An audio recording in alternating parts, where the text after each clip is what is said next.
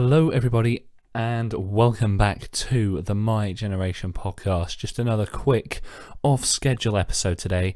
Just doing two reviews of two movies that I've seen over the past couple of days. I have now seen Uncut Gems and 1917, both incredible movies. Uncut Gems, directed by the Safdie Brothers, and 1970, directed by Sam Mendes. I would rate both of these movies very highly, and I would recommend that you go and see them both in cinemas in the UK if you can. They've both recently hit UK cinemas. I managed to see Uncut Gems on opening night, which was really, really great. So I just wanted to talk in this review about what I think of both of them. And I will start with Uncut Gems. It stars Adam Sandler. And it's probably one of his best performances ever. The movie is relentless. It never stops with the intensity. Adam Sandler is dominating every scene he's in. He's a character who makes a lot of poor choices, but you end up just rooting for him the whole time despite that. And he's really charming at times as well. The whole film is shot with that classic Safdie Brothers look, with a really long focal length on basically the entire film, which means that the background and foreground are often compacted and made into one layer. The characters blend into those backgrounds, which makes every scene feel intense, even if there's not that much tension within it. There's some really great moments with some props. He owns a jeweller's, Adam Sandler's character, and there's just some great stuff within his jewellers that's used throughout the movie. A lot of Chekhov's gun type moments recur throughout the film, which is really great. And a lot of first time performances. Julia Fox and Kevin Garnett. It's their first two movies ever. And I didn't know that going into the film, but upon doing my sort of research ahead of this review, I found that out, and that was just incredible to me because both of them did an incredible job, considering this is their first times. And I'm just so impressed about that. It's incredible. I am very much a fan of their work. It's kind of like it's Kevin Garnett's character because of the way that people talk over each other throughout the whole film. It feels quite improvised, so that really plays to his strengths. And looking at sort of Julia Fox's interviews, the Safdie brothers wanted her in this role for a very long time, which you can kind of tell they built the character almost around her. So even though this was sort of her first time performing, while she does a great job with the performance, it's something where she's sort of playing off her own sort of skill set. I would give Uncut Gems an 8 out of 10. I was initially leaning towards 7. It's somewhere between a 7 and an 8. I think it just creeps into an 8. The soundtrack is so brilliant as well. It's sort of a mystical, magical soundtrack, but it doesn't sort of feel too cute either. It's just really contemplative, and I was really, really happy with it. Also the beginning and the end, because Adam Sandler's character has got this opal that he's come across, which he loses many times throughout the movie. It's got a lot of value. He's trying to sell it, loan it. He's trying to put bets on that will increase his earnings. And the journey his character takes throughout the movie is just great. I'm really a massive fan of how it ends as well. It's unexpected. Every time this movie just twists and turns in ways you're not expecting. I would thoroughly recommend checking out Uncut Gems. But it is relentless. You're just being hit with every scene one after another, which is one of its biggest strengths. It's also got a very interesting colour palette as well, very similar to Good Time in a lot of ways. So if you liked Good Time, that was a 2017 movie starring Robert Pattinson, then you should definitely check out Uncut Gems, because it may be a step up from that. I think both movies, despite the fact that they're quite similar, offer some different things, and I would say they're both worth checking out. So definitely check out both of the two Safdie brothers' latest films, and I definitely need to sort of take a trip back through their sort of older filmography of films before they were sort of well known, because Good Time was the movie that sort of pushed them into stardom. Next, I wanted to tackle 1917. I got home from the cinema from watching this about an hour ago, time of recording on Sunday the 12th of January, and I'm a massive fan of this film. it's quite simple in its plot, but it's all shot to look like it was done in one take, and that makes it feel very seamless.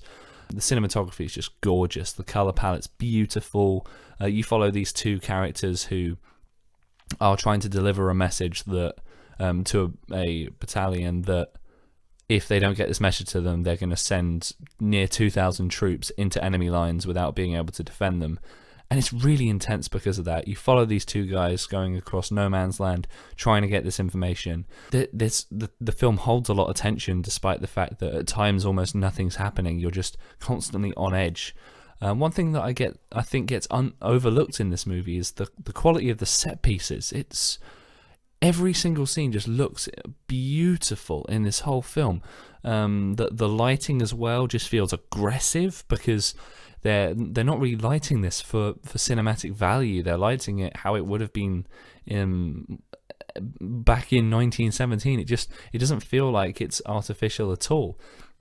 Because it's all shot in one take and you spend a lot of time looking at the backs of these two characters, it does feel a little bit like a video game, but you haven't got your hands on the controller and it's like third person perspective. But I think that's sort of a strength of the movie because it just keeps you with them. Again, it's a movie that takes some sort of twists around the halfway mark that I wasn't expecting, but real strengths of the film, in all honesty.